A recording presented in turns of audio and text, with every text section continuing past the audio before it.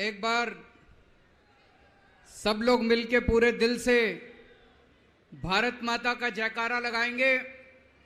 भारत माता की, भारत माता की, इनकलाब, इनकलाब, वंदे वंदे।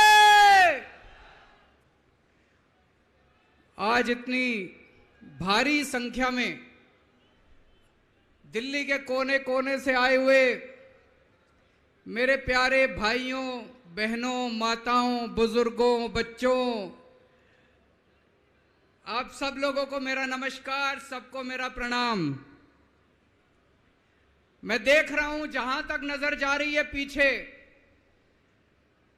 कम से कम 1 लाख लोगों के यहां पे 1 लाख लोग मौजूद हैं।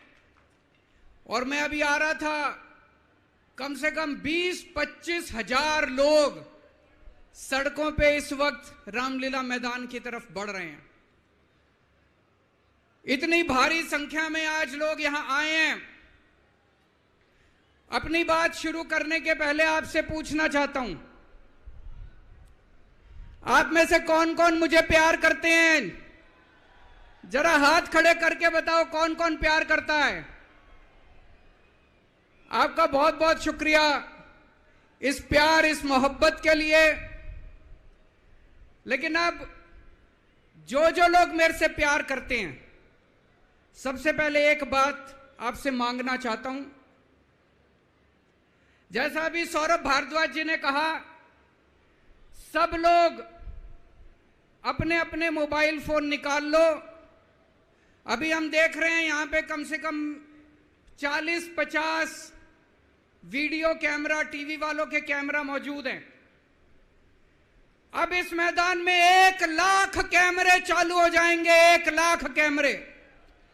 सब लोग अपना अपना फोन निकालो, फोन पे वीडियो रिकॉर्डिंग चालू करो, अपनी अपनी फेसबुक चालू करो और फेसबुक लाइव कर दो। इस रामलीला मैदान से अब एक साथ 1 लाख टीवी कैमरे लाइव चालू होंगे। 1 लाख टीवी कैमरे लाइव चालू होंगे।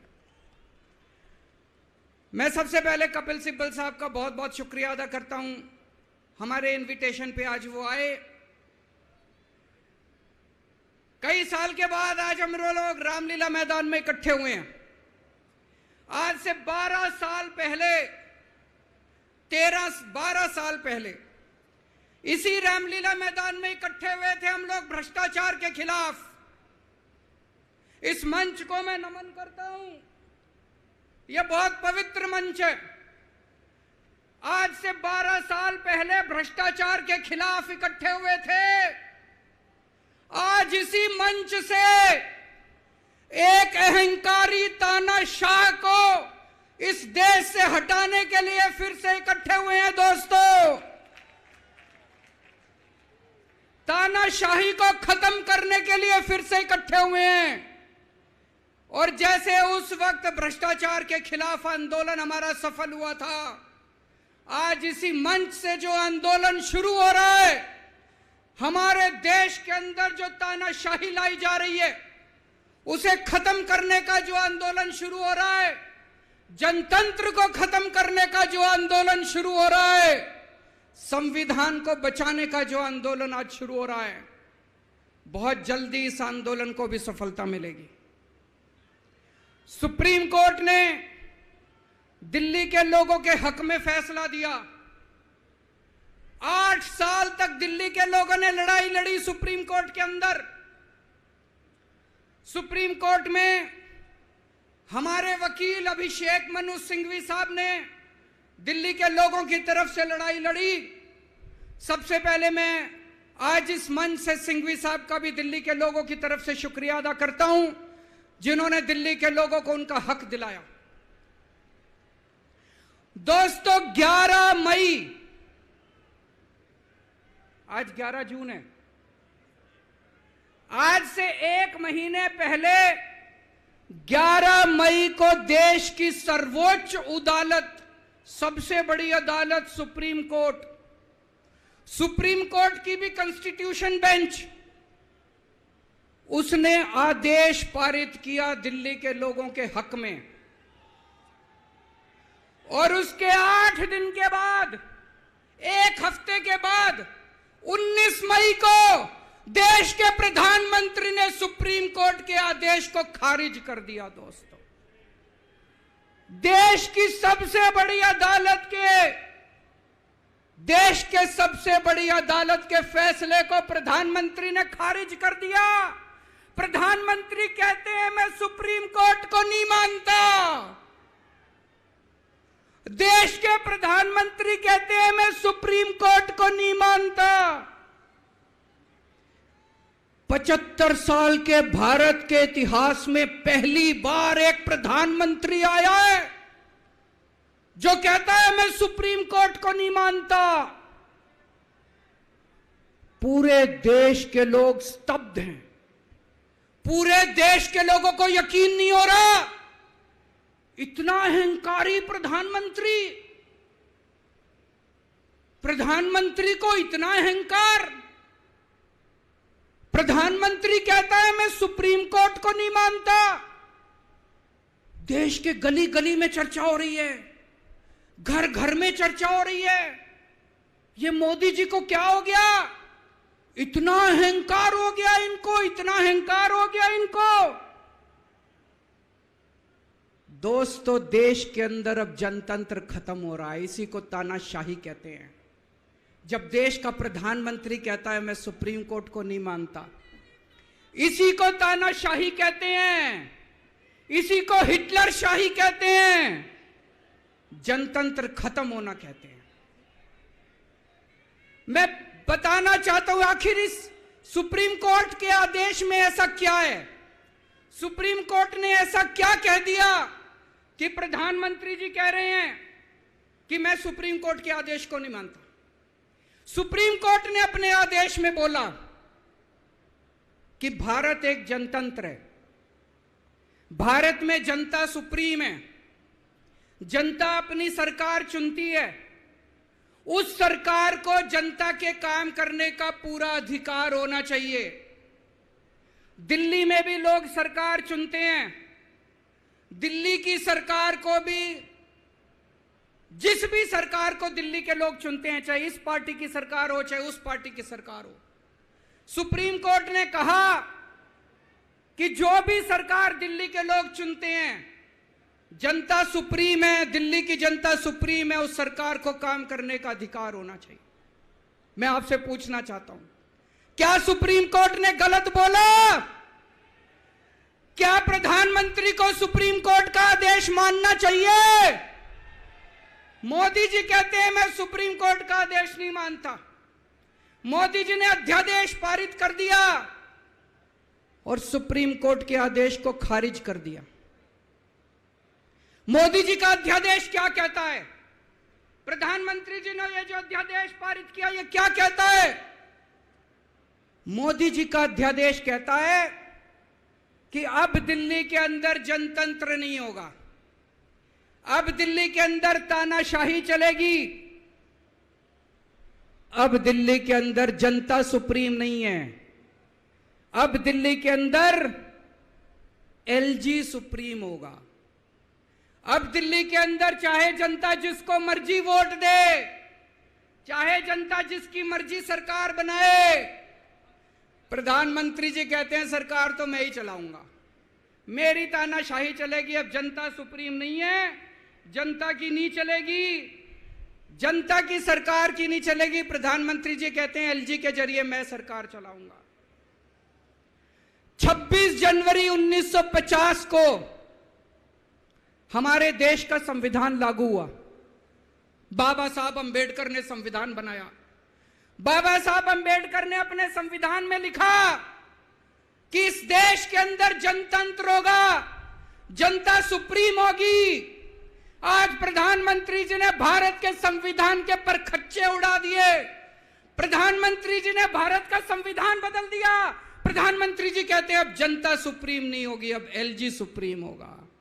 जनता सुप्रीम नहीं होगी, अब प्रधानमंत्री सुप्रीम होगा। प्रधानमंत्री जी कहते हैं अब दिल्ली की जनता की वोट की कोई कीमत नहीं होगी। यह तो सरासर अपमान है दिल्ली के लोगों का। प्रधानमंत्री जी कहते हैं दिल्ली की जनता जिसको मर्जी वोट दे, उस वोट की कोई कीमत नहीं है। दोस्तों, ये बीजेपी वाले रोज मेरा अपमान करते हैं, मेरे को गालियां देते हैं, गंदी गंदी गालियां देते हैं।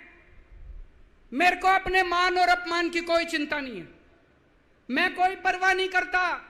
मैं इनको वापस गाली नहीं देता, मेरे को गाली गलौज नहीं करनी आती, मेरे संस्कार नहीं सिखाते। मैं 24 घंटे अपने काम में व्यस्त रहता हूं, मेरे को काम से मतलब है। आप लोगों ने मेरे को इतना मौका दिया, इतनी जिम्मेदारी है, 24 घंटे काम करता हूं। ये लोग मेरे को जितनी मर्जी गाली दे लें, लेकिन इस बार इन लोगों ने आपका अपमान किया है, आपकी वोट की कीमत, आपका वोट का अपमान किया है। यह मैं बर्दाश्त नहीं कर सकता, आपके अपमान को मैं बर्दाश्त नहीं कर सकता। इसको किसी हालत में नहीं होने देंगे। दिल्ली के लोगों के वोट का जो इन्होंने अपमान किया है, मोदी जी ने तमाचा मारा है दिल्ली के लोगों को, इसको बर्दाश्त नहीं कर सकते। इसको ठीक करा के रहेंगे, इस अध्यादेश को खारिज करा के रहेंगे, सुप्रीम कोर्ट के आदेश को पालन करा के रहेंगे। करेंगे कि नहीं करेंगे?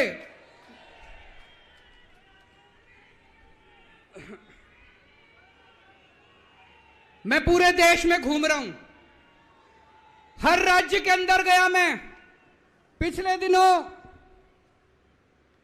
पूरे देश के अंदर घूम रहा हूं, सारी पार्टियों के नेताओं से मिला। मैं आपको दिल्ली के लोगों को बताना चाहता हूं, देश के सारे लोग आपके साथ हैं। आप ये मत समझना आप अकेले हो, 140 करोड़ लोग आपके साथ हैं।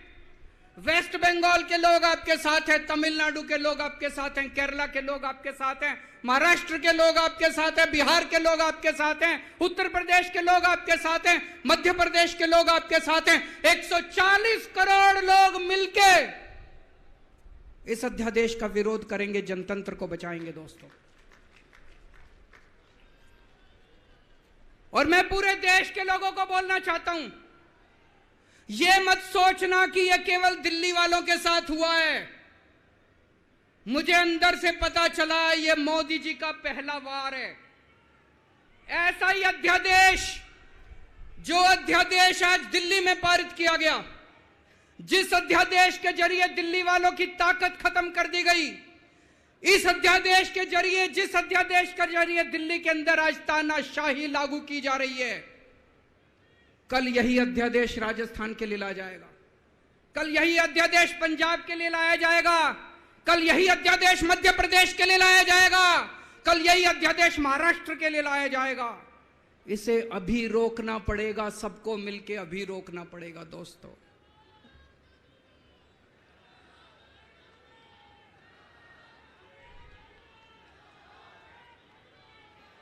मोदी जी दिल्ली वालों के पीछे क्यों पड़े हैं? दिल्ली वालों के पीछे क्यों पड़े हैं मोदी जी? 2015 में दिल्ली के लोगों ने 7 एमपी की सीट मोदी जी को जिता दी, मोदी जी को प्रधानमंत्री बनाया और मोदी जी को कहा आप देश संभालो। और दिल्ली में 70 में से 3 सीट बीजेपी को दी, 3 सीट, 67 सीट आम आदमी पार्टी को दी। और दिल्ली के लोगों ने कहा केजरीवाल जी आप दिल्ली संभालो। बीजेपी को 3 सीट देने का क्या मतलब? दिल्ली के लोगों ने अपनी आंखें लाल करके मोदी जी की तरफ देखा और बोला आप देश संभालो, खबरदार दिल्ली की तरफ आंख उठा के देखी तो। बोला कि नहीं बोला? 2020 में फिर से दिल्ली के लोगों ने 7 एमपी की सीट मोदी जी को दी, बोले आप देश संभालो। आम आदमी पार्टी को 70 में से 62 सीट दी, बोले केजरीवाल जी आप दिल्ली संभालो। फिर से दिल्ली के लोगों ने आंखें लाल करके मोदी जी को कहा आप देश संभालो, दिल्ली की तरफ आंख उठा के मत देखना। लेकिन प्रधानमंत्री जी से देश तो संभल नहीं रहा, देश का तो बेड़ा गर्क कर दिया। रोज उठते हैं और दिल्ली वालों के काम रोक देते हैं, रोज उठते हैं और दिल्ली वालों के काम। मैं स्कूल बनवाता हूं, मोदी जी कहते हैं मैं तेरे स्कूल नहीं बनने दूंगा। मैं अस्पताल बनवाता हूं, मोदी जी कहते हैं तेरे अस्पताल नहीं बनने दूंगा। मैं मोहल्ला क्लिनिक बनाता हूं, मेरे मोहल्ला क्लिनिक तोड़वा दिए मोदी जी ने। पिछले साल प्रधानमंत्री जी ने दिल्ली के अस्पतालों में दवाइयां बंद करा दी। मैं सीसीटीवी कैमरे लगवाता हूं, प्रधानमंत्री जी एलजी को कह के सीसीटीवी कैमरे नहीं लगने देते। पिछले साल मोहल्ला क्लिनिक के अंदर इन्होंने गरीबों के टेस्ट बंद करवा दिए। दोस्तों, मैंने दिल्ली के लोगों के लिए योगा क्लासेस शुरू की, प्रधानमंत्री जी ने योगा क्लासेस बंद करवा दी। प्रधानमंत्री जी से मैं कहना चाहता हूं, आप देश संभालो ना, आपसे देश तो संभल नहीं रहा। देश का बेड़ा गर्क कर दिया आपने। चारों तरफ इतनी महंगाई हो रही है, पेट्रोल 100 रुपए लीटर पहुंच गया, डीजल 90 रुपए लीटर पहुंच गया, दूध महंगा हो गया, सब्जियां महंगी हो गई, एलपीजी का सिलेंडर 1000 रुपए के ऊपर हो गया। इनको समझ ही नहीं आ रहा महंगाई कैसे, इनको चौथी पास राजा को समझ ही नहीं आ रहा कि देश कैसे संभाले।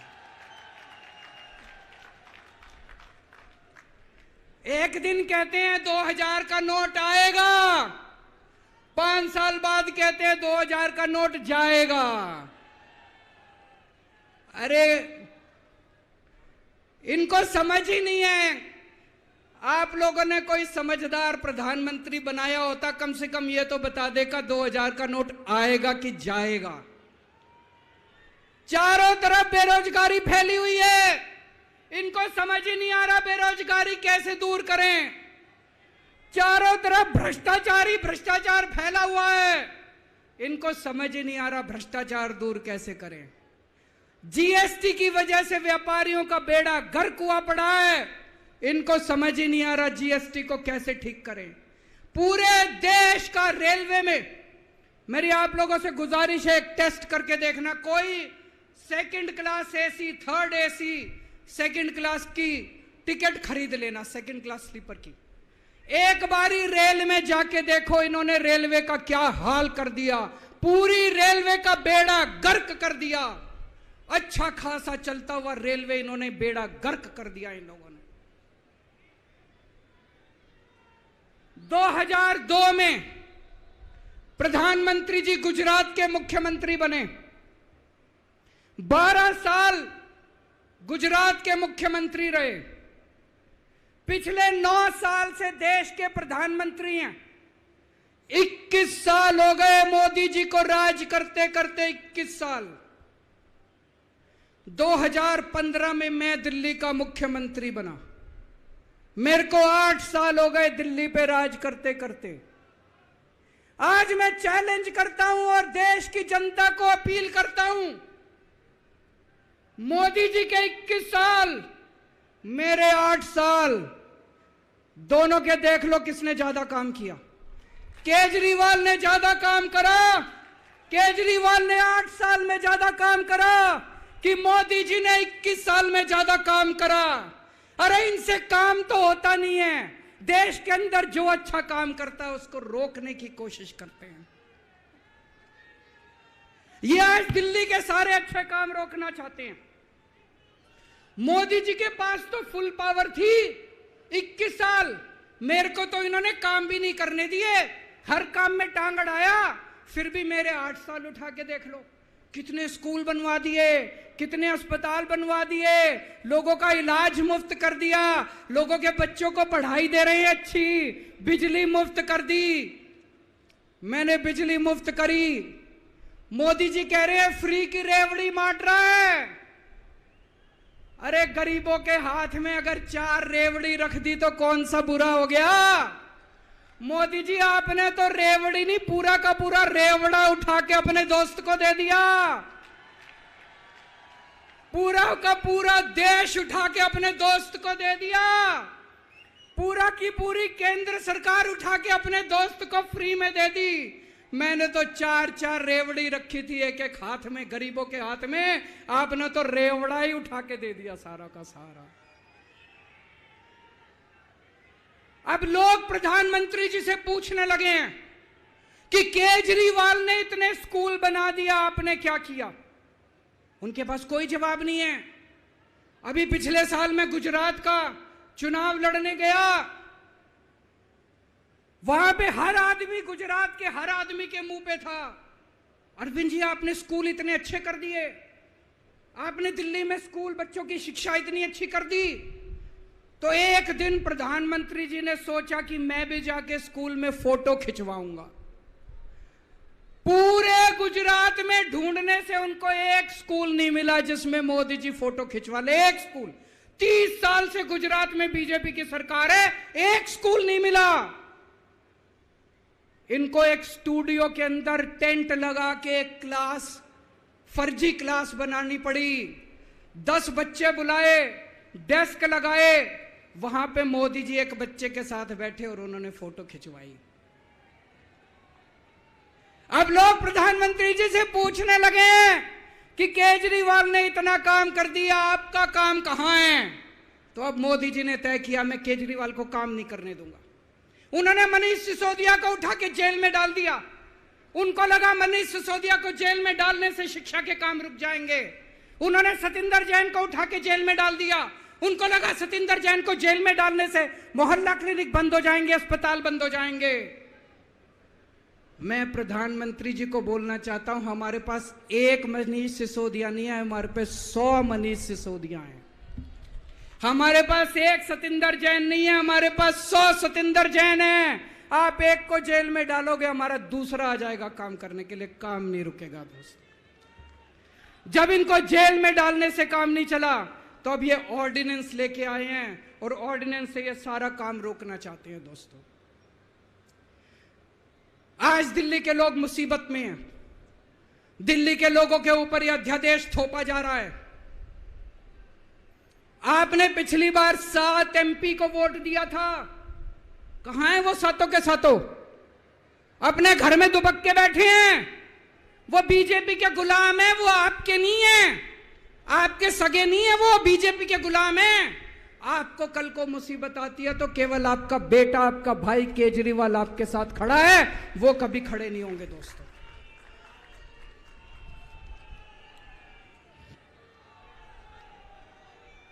और अंत में मैं आपको एक कहानी सुनाना चाहता हूं। चौथी पास राजा। किस किसने सुनी है ये कहानी? इस कहानी का महात्म्य है कि इस कहानी को जितनी बार सुनोगे, जितनी बार सुनाओगे, उतनी भगवान की कृपा आपके परिवार के ऊपर बरसेगी। इस कहानी का जितना प्रचार प्रसार करोगे, उतना देश की तरक्की होगी, उतना समाज की तरक्की होगी। तो जिन लोगों ने कहानी सुनी है वो भी बड़े ध्यान से दोबारा सुनना, अच्छे से सुनना और इसका खूब प्रचार प्रसार करना। यह कहानी एक राजा की है, एक चौथी पास राजा की कहानी है, एक अहंकारी राजा की कहानी है, एक भ्रष्टाचारी राजा की कहानी है। आप लोगों ने राजा और रानी की कई कहानियां सुनी होंगी। इस कहानी में राजा तो है, रानी नहीं है।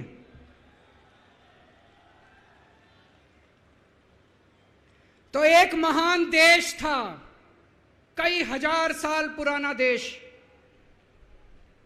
उस देश के एक गांव में एक बच्चा पैदा हुआ, बहुत गरीब घर में एक बच्चा पैदा हुआ। तो जैसे गांव के अंदर बच्चा पैदा होने पे ज्योतिषी आते हैं, ज्योतिषी आके बच्चे का भविष्य बताते हैं, ऐसे गांव का ज्योतिषी आया। उसने बच्चे की कुंडली देखी और बच्चे की मां को बोला कि माई, तेरा बेटा बड़ा होके बहुत बड़ा सम्राट बनेगा। माई को समझ नहीं आया, मैं इतनी गरीब, मेरा परिवार इतना गरीब, मेरा बेटा सम्राट कैसे बनेगा। खैर बच्चा धीरे धीरे बड़ा होने लगा। गांव के सरकारी स्कूल में उसका एडमिशन करा दिया। उसका पढ़ने लिखने में मन नहीं लगता था। पढ़ते पढ़ते क्लास करते करते चौथी में आके उसने नाम कटवा लिया। उसका पढ़ाई लिखाई में मन नहीं लगता था। बगल में, गांव के बगल में एक रेलवे स्टेशन था। घर में बहुत गरीबी थी। वो बच्चा वहां स्टेशन पे जाके चाय बेचने लगा।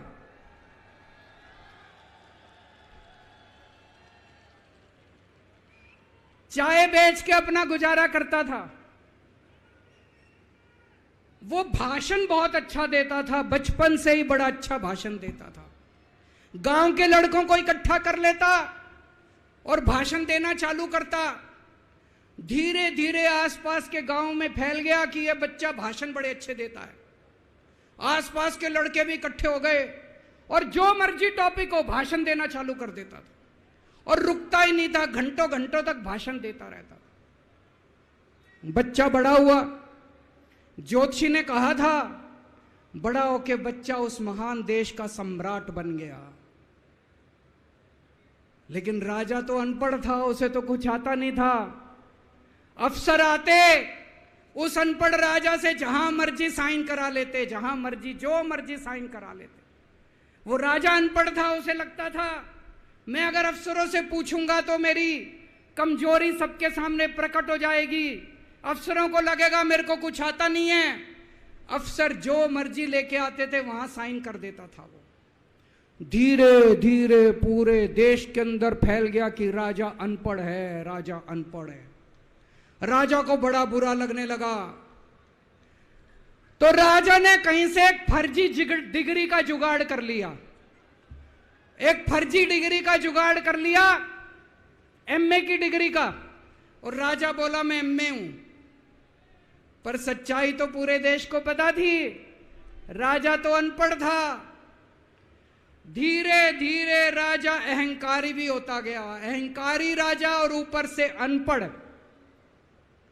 जो मर्जी उस राजा के पास जाता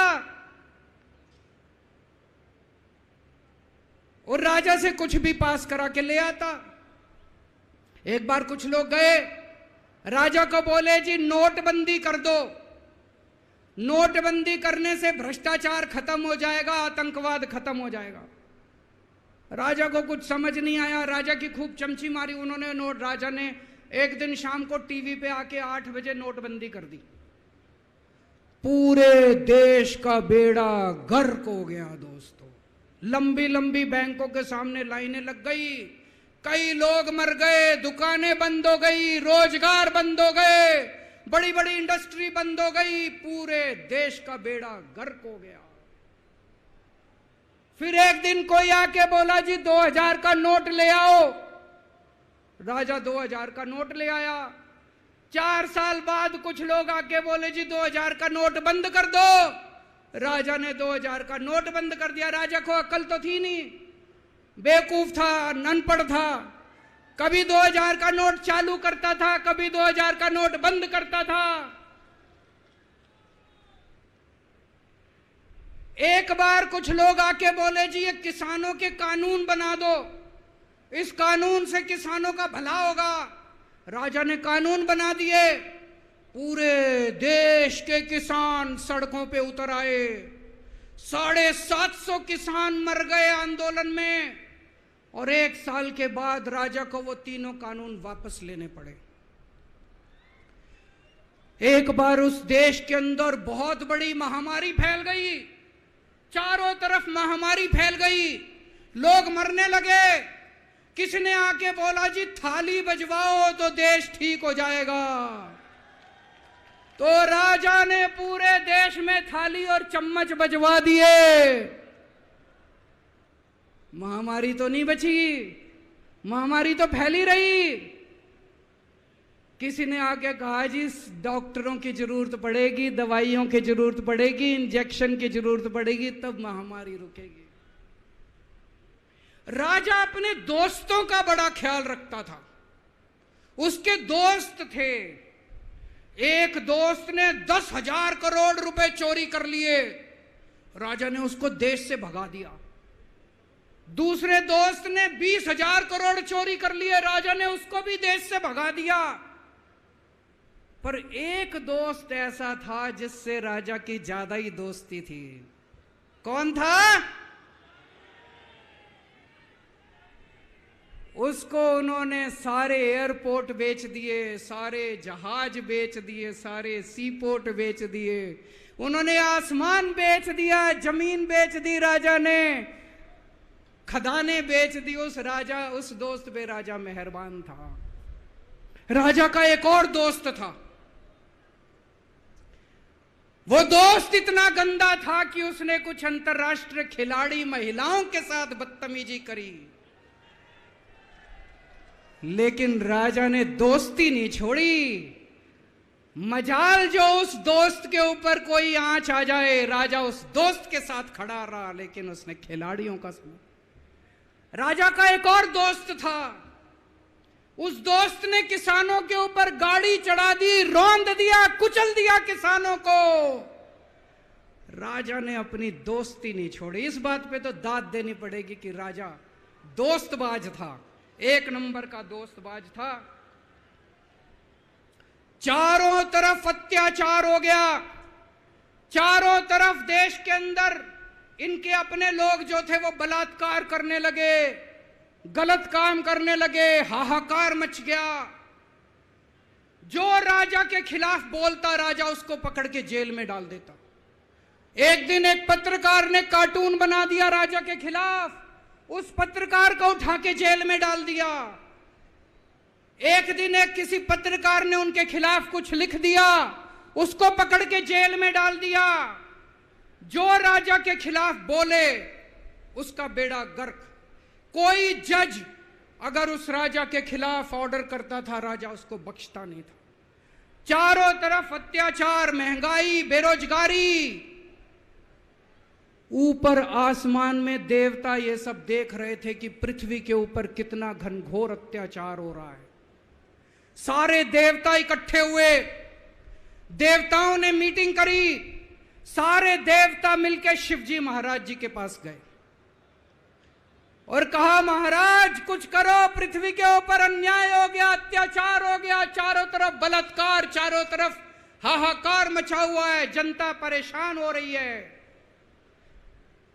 पृथ्वी जी, शिवजी महाराज जी ने अपनी तीसरी आंख खोली और दोस्तों यहां प्रचंड पृथ्वी के ऊपर अजीब अजीब घटनाएं घटने लगी। उज्जैन के अंदर महाकाल की 6 सप्तऋषियों की बड़ी बड़ी 10 फुटा भारी भारी मूर्तियां थी। एक दिन बारिश और तूफान आया और 6 की 6 मूर्तियां टूट गई। लोगों ने कहा बड़ा अपशकुन हो रहा है, बड़ा अपशकुन हो रहा है। एक दिन एक ट्रेन एक्सीडेंट हो गया, 250 से ज्यादा लोगों की मौत हो गई। लोगों ने कहा बड़ा अपशकुन हो रहा है। और एक दिन घनघोर बारिश आई, तूफान आया, ऊपर से आकाशवाणी हुई। सारे देश की जनता को भगवान ने कहा कि आप महान देश के लोग हो, क्या कर रहे हो, उठो, खड़े हो जाओ और इस अहंकारी राजा के खिलाफ सब लोग मिलकर आवाज उठाओ। भगवान आपके साथ है। और उसके बाद दोस्तों सोई हुई जनता जाग गई और 1 साल के अंदर उस अहंकारी राजा का राजपाट जनता ने उखाड़ के फेंक दिया। और उसके बाद वो महान देश दिन दूनी रात चौगुनी प्रगति करने लगा। ये कहानी बड़ी पवित्र कहानी है। इस कहानी को सुनने से और सुनाने से परिवार का, समाज का और देश का बहुत भला होता है।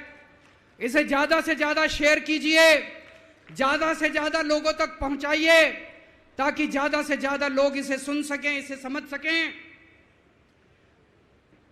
अंत में आपसे एक ही विनती है, अगली बार वोट डालने जाओ तो ऐसे आदमी को वोट डालना, ऐसे आदमी को प्रधानमंत्री बनाना जो कम से कम इतनी तो समझ रखता हो कि 2000 का नोट कैंसिल करना है कि चालू करना है। कपिल सिब्बल साहब एक बहुत अच्छी लड़ाई लड़ रहे हैं। इनकी एक वेबसाइट है इंसाफ के सिपाही। आप लोग सब लोग ज्यादा से ज्यादा इस वेबसाइट पे जाके इसको लॉगिन करें, रजिस्टर करें और हम सब लोगों को मिलके अपने महान देश भारत देश के लिए काम करना है। भारत माता की